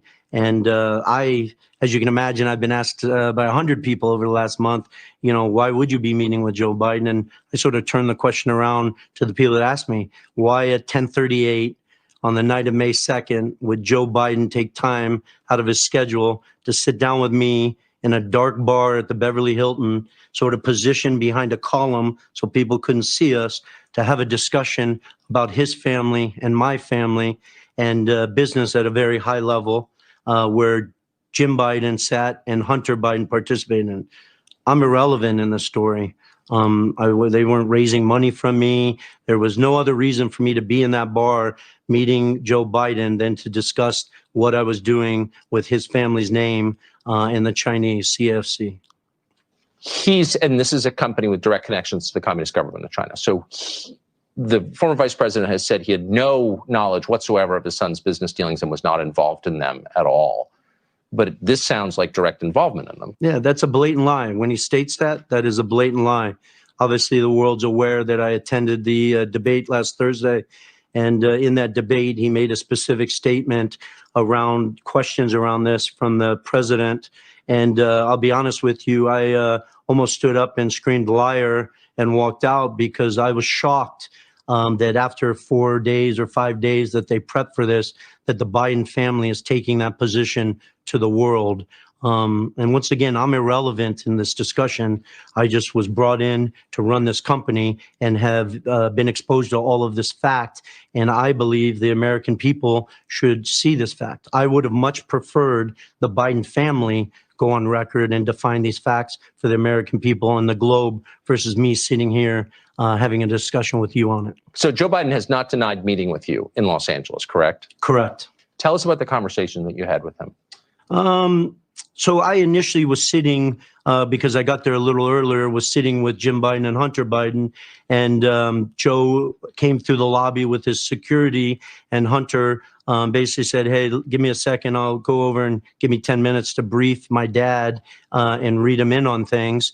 And so then Hunter and his father and security came through the bar.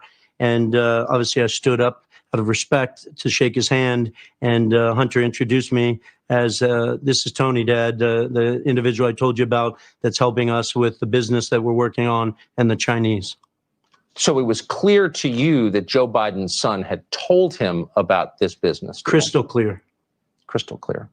Tell us about the conversation that subsequently occurred between you and Joe Biden. So the conversation, as you're well aware, Tucker, I grew up the son of a career naval officer. So the president of the United States was always the commander in chief, whether they were a Democrat or Republican or other. And so I had the highest respect for Joe and the office that he had held. And so I stood up and shook his hand, and obviously we sat down and I think ordered some drinks. I think Jim Biden was hungry and might have ordered some food. And, Joe asked me to talk about my background, my family. He thanked me for my service. I'm obviously very proud of that, proud of my brother's service and my grandfather's service. And then he walked through sort of his family, obviously some of the tragedies they've dealt with, his political career in a high level. We didn't go into too much detail on business because prior to Joe showing up, Hunter and Jim had coached me. Listen, we won't go into too much detail here. This is just a high level discussion and meeting. So it's not like I was drilling down with Joe about cap tables and details. So you've said that they wanted you to meet Joe Biden as a way to induce you to participate in this deal. You were the actual business guy here who had management experience, deal experience. But it also sounds like Joe Biden was vetting you to some extent. Yes, of course. I didn't request to meet with Joe. They requested that I meet with Joe. And, he's putting his, and Hunter says this in writing, it was referenced multiple times. They were putting their entire family legacy on the line. They knew exactly what they were doing. They were dealing with a Chinese-owned, enterprise run by Chairman Yi, CFC, that had strong financial support and political support from the Chinese Communist Party. That's how it was presented to me. That's not my own words. That's how they presented it to me and read me in on it.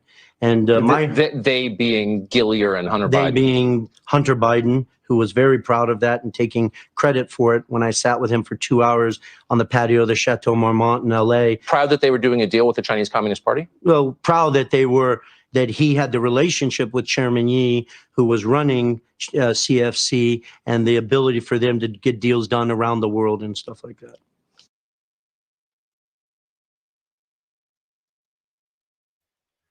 All right, welcome back to HSP episode number 102, dear listener. Shayna should be joining us here momentarily. She's probably still on audio break. Russ, are you there? Sorry about that. Mic was turned down. Yes, sir, I'm here. All good. All right. Yeah, we were, Well, before we go on, don't forget to follow us on Facebook and Twitter at Zero Gravity Med. You can find everything we do on our website, zero-gravity-media.com. You can find me on Twitter. You can see on the video stream at Lukefer Skinner. That's LUKEFAHRSKINNER. Russ on Twitter at RussZGM. And don't forget to, you can find all of our audio on iTunes, Stitcher, SoundCloud, Podbean, and TuneIn, all under Zero Gravity Media. Am I forgetting anything, Russ? No, sir, you got it. All right. So should we quickly cover the objectivist drama? Yeah, let's do it. All right, dude. Well, that's really okay. So, I mean, I stopped listening to Yarn Brook, and there's a little chat going on here off to the side. I don't know if you see it. No, I don't. Here, let me pull it up. Oh, shoot. Yeah, there is. Oh, welcome everybody. Thank you so much. All right. Yeah. But yeah, there's been like some objectivist drama going on lately. Welcome, Shayna. I think your mic still be muted, Shayna. Maybe I don't know. Hello. Yeah. Okay. Yeah. We got you. Yeah. So like Yarn Brook, who's the former executive director of the Ayn Rand Institute, now he's the chairman of the board of directors of the Ayn Rand Institute, or at least he was like a couple months ago. As far as I know. I don't know if he still is, but I would assume so. He has been very, very critical of Trump since 2016, and kind of went on a rant like I don't know how long ago, because I stopped listening to him. It's actually funny. I stopped listening to him for a very superficial reason. The reason is because his audio in his podcast is absolute shit. Dog. I cannot stand it. Like, he doesn't compress, he doesn't limit, and he screams into the microphone. So it's like some screaming into your ear for an hour, and then like you're constantly turning it up and down. Like, I listen to a lot of podcasts in my car, and his was one of them.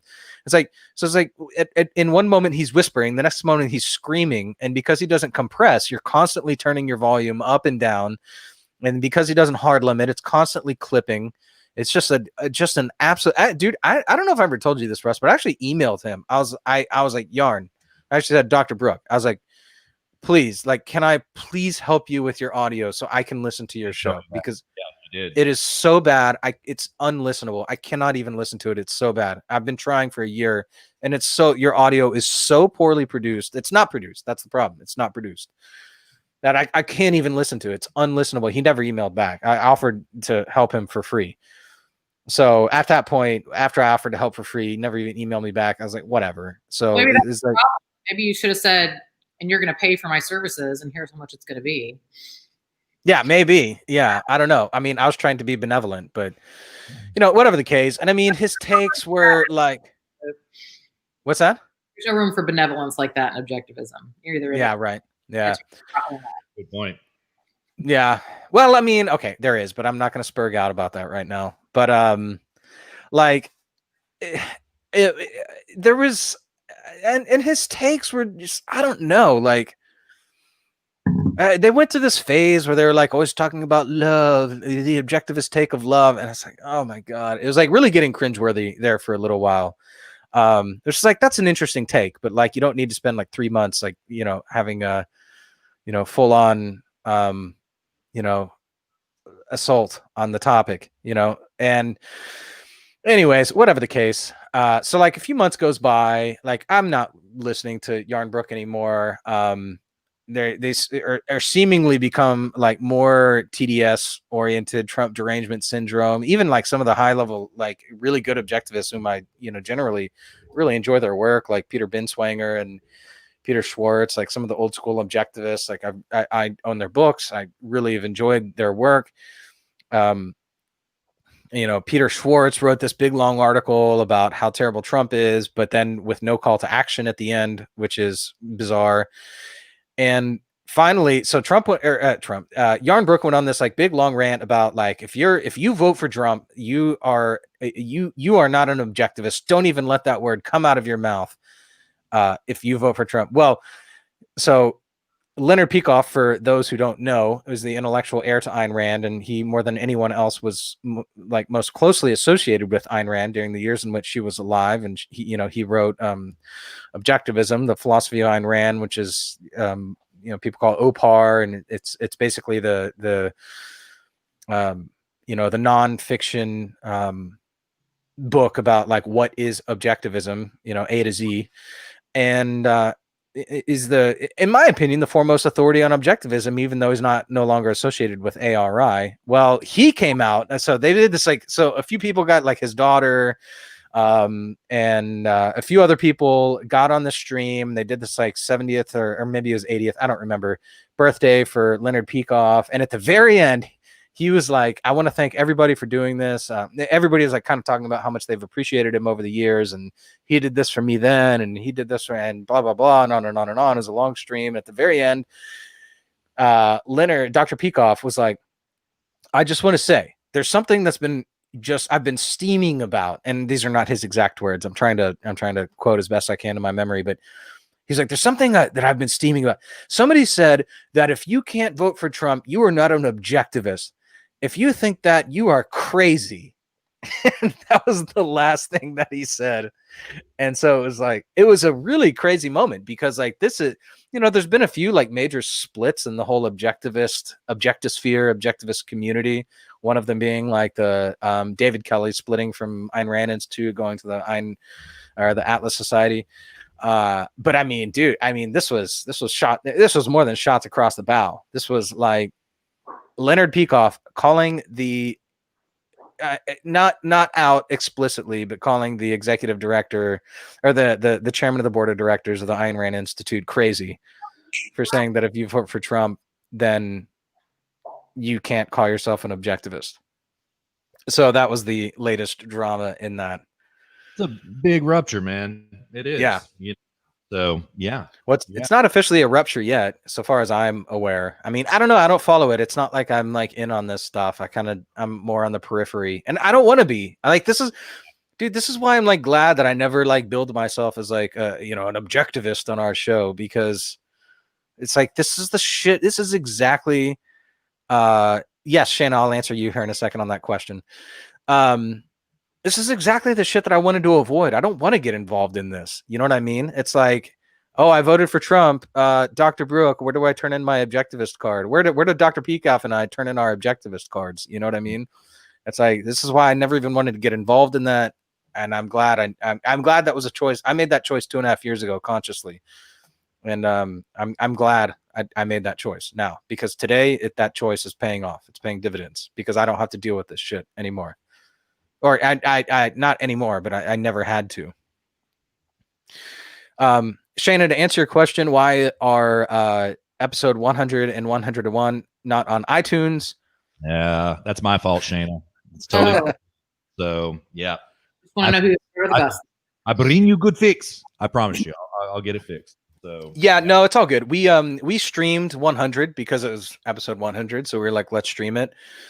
And then it brought in all kinds of problems. There's no intro, there's no outro, there's no it's not the normal format, So how do you mix audio in? Then the audio is shit, So 101, we were like, oh, let's experiment again and see how that works. And it was kind of the same story. So this is why this show, we did the proper intro. We'll do a proper outro. So we're hoping, and Russ, we should just stop isolating our audio because Shana's on the stream now. I was thinking about that a little bit ago as well. Yeah. Yeah. Mm-hmm. Yeah. So I think we should rolling. I mean, yeah, we might. You're right though. I'll just keep it for archival purposes, I guess, just in case we need it. So what we were going to do on this show is record our audio isolated, so we can preserve our original workflow for like high fidelity audio, and then do the stream. But then I realized after you joined, Shane, I was like, well, that fucks that. So I mean, no, I had invited a bunch of people, and I didn't realize that like if I invited a bunch of people onto the stream, that throws that out the window. So but I didn't realize that until we had invited people. Yeah. So we're learning as we go. It's it's a little bit of a task to do like streaming and high quality video. All right, John, take care, brother. John has to roll. All right. Well, the reason I ask is because I don't think I've heard episode 100 and 101 in their entirety. And so I kind of feel out of the loop on y'all's opinions on all this Biden gate, all this Hunter Biden laptop stuff. And you're far from alone on that. We're hearing a lot of that. A lot of people really love the live stream, and a lot of people we've gotten a lot of questions about what's going on. It's the election. Why are they not blasting podcasts? So yeah. I mean, this whole the fact that the news media is not reporting on this laptop just enrages me. Oh well, man, this leads perfectly into my bit about this. You want to hear about this? Yeah. All right. So we're gonna start this way. So, dear listener, Shana is absolutely correct. I have asked some of my fairer liberals during the past 2 weeks if they know anything about Hunter Biden, and these are PMSNBC watchers. These are CNN watchers, and they don't know anything about Hunter Biden, right? And this is really horrible because this is a voting issue. When we're learning about the corruption of his father right before a presidential campaign, this needs to be out there so that people have the information with which to vote. It's not getting out there until, curiously, starting last night. Okay. And so I'm going to try to share my screen here real quick, dear listener. Now, Luke and I tested this a little bit ago, and we had some problems, but I'm going to go ahead and give it a try. Don't share your black.com window, Russ. I'm trying not to, man. Close that out now. Yeah. All right, so I'm going to hit allow here. Oh, I got blocked again, Luke. The screen sharing function does not work, dear listeners. So, all right, so we're just going to scrap that. I want to play it for you in audio here real quick. This was a piece that aired on ABC last night, and I want you to take a listen to it. It's about a minute long, a little bit longer than a minute. Here it is from the top. Jack Posobiec tweeted it last night with the comment, "Whoa, ABC." Here we go. At issue was Hunter Biden profiting off his dad's work as vice Can y'all hear that all right? Yep. Yeah. Yep. Okay. president, and did Joe Biden allow it? We're talking about millions of dollars in at least 2 countries. Mr. Vice President, Tom Yamas with ABC News. How you doing? Got a quick question for you. It's a question we tried to ask repeatedly. Okay, Can we ask you about Ukraine and China? But kept getting blocked. All right, so since I can't, and he was physically being blocked by Biden campaign staff at that point. He was trying to walk around them, and they kept stepping in front of him. This was a procession coming out of a hotel where, what's his name? I can't remember the journalist's name right offhand. Tony something was asking Biden, will you tell us about Ukraine and China? Okay, so let's go ahead and go on with the piece. And it was a procession where he was chasing, the Biden posse down the sidewalk trying to ask these questions about foreign deals his son Hunter Biden pursued. My father, Joe Biden. In countries where Joe Biden was working as America's top diplomat. In 2014, Ukrainians, sick of corruption, revolted. Vice President Joe Biden went to Kiev to help the new government. You have to fight the cancer of corruption. But then something strange happened. Just 3 weeks later, a Ukrainian natural gas company, Burisma, accused of corruption, appoints Hunter Biden, seen here in their promotional videos, to their board of directors, paying his firm more than $1 million a year. Hunter, a lawyer who had just been discharged from the Navy Reserves for testing positive for cocaine. All right, we'll just go ahead and stop it right there because everybody knows the story. We know the story. But Shayna, what's important about this is that this was on ABC last night, okay? So this is really interesting for a variety of reasons. First of all, 4 days out from the election, at that point in time last night, they did finally relent and report on this, okay? There are a couple of other things that are interesting, and the reason I really wanted to share video is so that you could see it. Dear listener, you got to pay attention to the context of when the journalist is asking the Biden procession about, hey, can you tell us about Ukraine and China? Nobody's wearing masks. Nobody are wearing masks, right? So what does this tell you? That footage was captured before the lockdown because since the lockdown happened, Hunter Biden doesn't even go to his own rallies without a mask. In other words, this piece was done months ago and shelved, and absolutely shelved. And so what we see here is a mea culpa from ABC, where they seem to be trying to give plausible deniability that no, we actually did cover that. We actually did. Okay. Now, another interesting thing happened just this morning. This happened on CNN, and it was Jake Tapper, the one who single-handedly chased the New York Post for breaking the Hunter Biden story 2 weeks ago off of Twitter, right? He said that they should never be on Twitter again. Let's listen to a little bit of this audio. It's 40 seconds. Trying to hide the ball from what is a very serious abuse of power by President Trump. It's true that there's no evidence of any wrongdoing by Vice President Biden or that Hunter Biden broke any laws at all. But frankly, it does stink that. It does stink, says Jake Tapper. There is no evidence whatsoever. Yes, it is completely proven, bro. It is completely 100% proven. Don't come out here, Jake Tapper, and tell us there is no evidence. There is nothing but evidence. But it does stink. That's one of CNN's main anchor people right now. So, okay, we see here a little bit of distancing from the mainstream media with the Bidens. Okay. And then most miraculously, then they ran I'm not going to read the piece.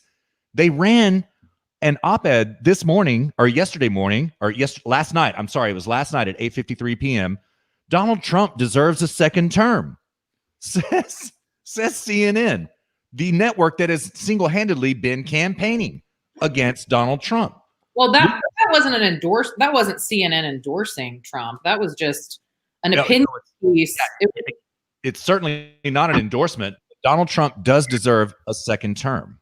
So it was an opinion piece, though, from a Republican strategist. Yeah, but CNN printed it. I mean, I was shocked to see it on the CNN page, no doubt. Yeah. But CNN I mean, printed. Yeah. It was kind of one of those, well, look who wrote it. I mean, so they were just, I don't know. To me, that was, again, this whole, it'll be interesting to see when this all unfolds. If, Trump does end up pulling this out, all of a sudden they go back and, well, we chose the wrong candidate. It wasn't our fault, blah, blah, blah. I'm curious about that. Well, we didn't know that Biden was this corrupt, and we didn't know that there was a laptop turned in. And had we known ahead of time and we didn't, no, you did. Don't give me that crap.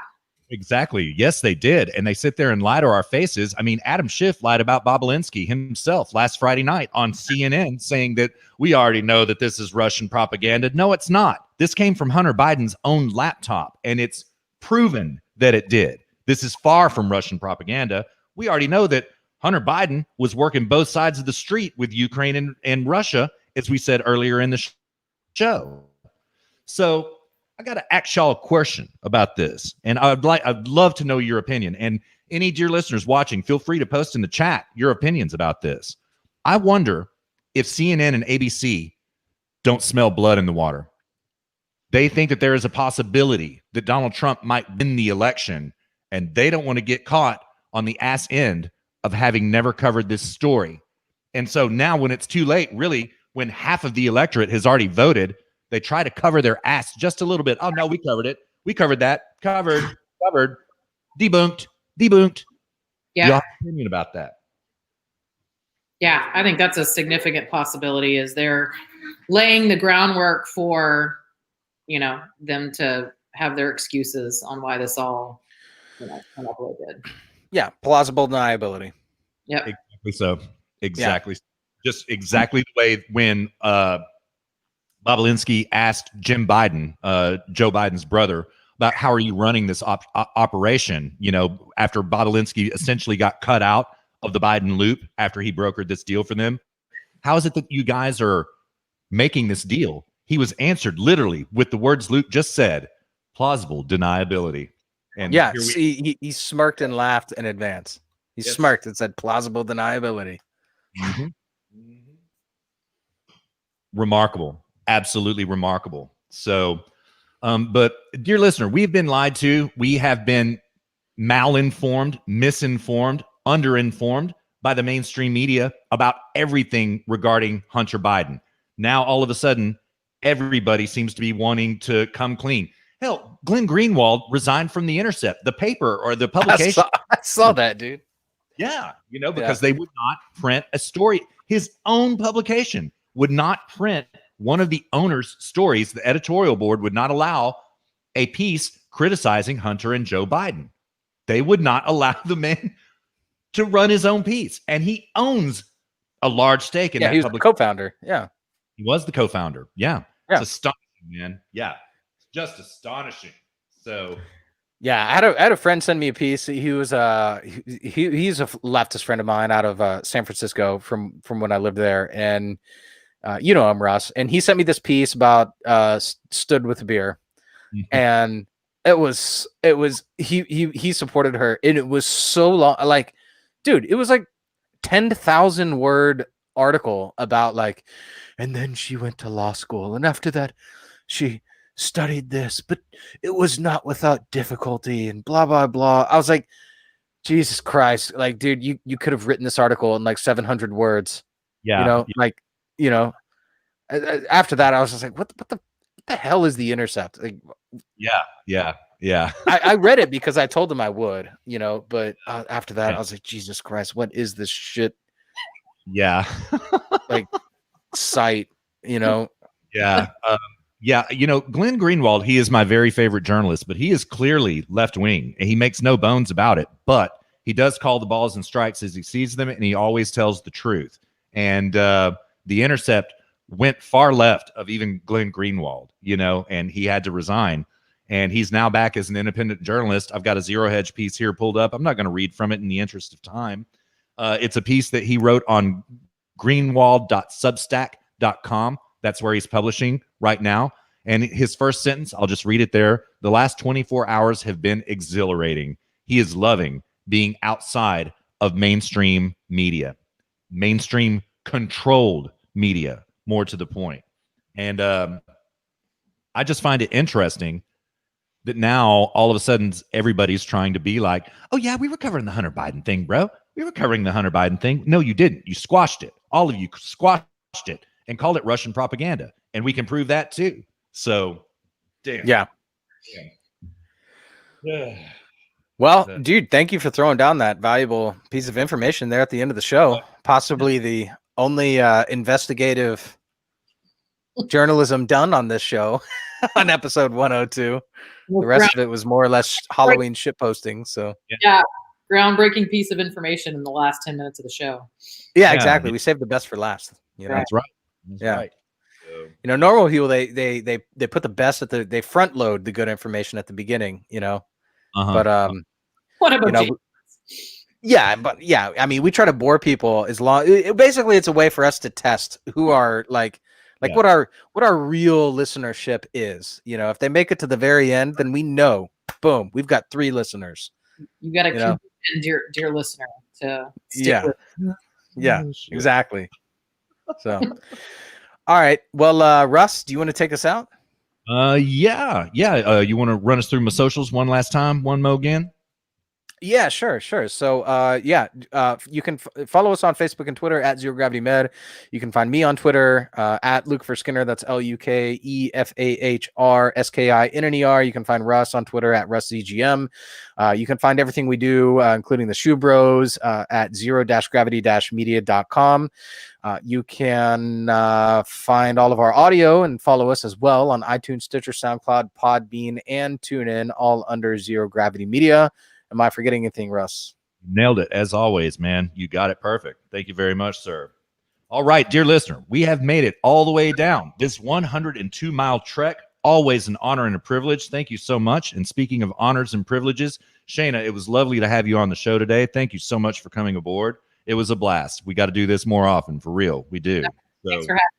Always our pleasure. And dear listener, this is it. We are in the fight for our lives. Get out on Tuesday if you have not done so already and vote. And let's carry these reluctant Republicans across the finish line in their stead. We're going to do it for them, dear listener, and we're going to win. Once again, thank you so very much. We've made it all the way down. Luke and I are going to be back at you before you know it, on time and under budget for episode number 103. Next week, post-election wrap-up.